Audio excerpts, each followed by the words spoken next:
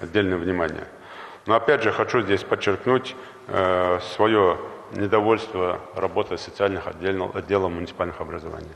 Здесь нет контроля, насколько я вижу, поэтому здесь просил бы депутатский контроль организовать в этом направлении. Много людей, которые мы видим, или которых мы видим в соцсетях, в Ютубе или в других соцсетях, про которых пишут, про которых говорят неравнодушные люди. Но при этом штатные соцотделы есть, и они почему-то должны внимание этим людям не оказывать. Здесь надо максимально всем миром работать, в том числе привлекает тот институт гражданства, о котором мы говорили, тейпов, фамилий, родных и близких, которые иногда бросают своих родственников на таком трудном, тяжелом социальном положении и ждут, пока им кто-то окажет помощь. Комплексно мы должны здесь с вами поработать и максимально сделать так, чтобы все-таки люди, которые независимо от национальности, вероисповедания, которые находятся в трудных жизненных ситуациях, должны получать ту социальную помощь согласно и закону, и правил, и обычаев, и традиций наших. Уважаемые коллеги, адекватный ответ вызовам и угрозам нашего времени должна дать сбалансированная государственная культурная политика. Именно культуре отводится роль гармонизации общественных отношений. Данный фундаментальный подход положен в основу проводимых преобразований в сфере культуры республики.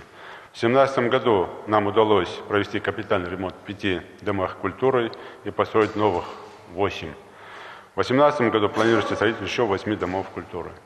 Но строить или создавать инфраструктуру одно, а научить грамотно использовать эту инфраструктуру по назначению – это совершенно другое. Поэтому здесь просил бы и правительство, и парламент в целом, и Министерство культуры максимально уделить этому направлению внимание. Хорошо себя зарекомендовал Центр культурного развития Магаси. И по нашей просьбе Министерство культуры России идет навстречу. И каждый год нам будет выделяться средства для строительства еще 4 таких центров в наших крупных городах. Это и в Малгобеке, в Сунже, в Карабулаке и в Назране.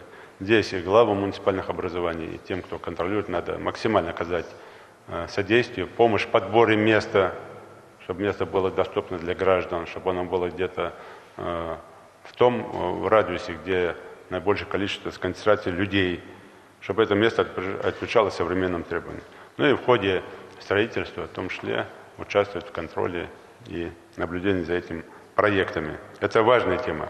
Еще одной из тем, которая является, и мы тоже получаем поддержку в этом плане, принципиальная поддержка или согласие уже есть, это строительство современного музейного комплекса «Россия. Моя история». Это огромный проект, мы его будем строить в районе мемориала памяти и славы. Там же мы планируем создать парк «Патриот». Принципиальное согласие Министерства обороны о выделении более 60 единиц боевой техники уже есть. Поэтому это колоссальная работа, огромный труд. А мы с вами, начиная от начала и завершая, там к концу 2019 года, должны этот проект завершить. Проект «Россия. Моя история» – это контент и федеральный, очень мощный, хороший, и местный. Над этим надо работать и научному сообществу, поработать здесь, и всему обществу нашему, так, чтобы этот проект был самым посещаемым, особенно для нашего подрастающего поколения. Это как раз тот проект, который позволяет людям, молодежи особенно, понимать историю нашего народа, в том числе, нашу неразрывную связь в целом со страной во все времена и укрепление этой связи на будущее поколение. Поэтому на этому проекту мы должны уделить особое внимание. Здесь я просил бы всех подключиться к реализации этого проекта.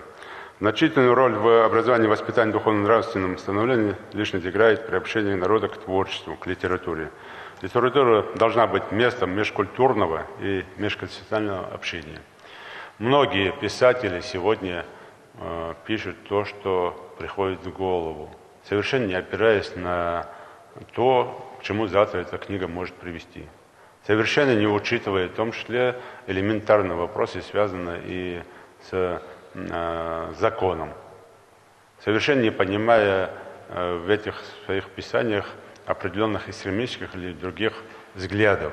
Поэтому я еще раз прошу здесь особое внимание обратить здесь и правительственной комиссии, и коллегии, и, конечно, Союза писателей республики, ну и, конечно, органов правопорядка, лицей Совета Безопасности и Министерства внутренних дел. Почему? Потому что когда писатели выходят за рамки закона, конечно, в своем большинстве они выходят за рамки закона не по умыслу, а по недопониманию некоторых вещей. Мы здесь должны, конечно, максимально сделать так, чтобы все, что пишется, было на благо. Все, что пишется, было для воспитания, а не для разжигания межнациональной, межконфессиональной или другой розни. На это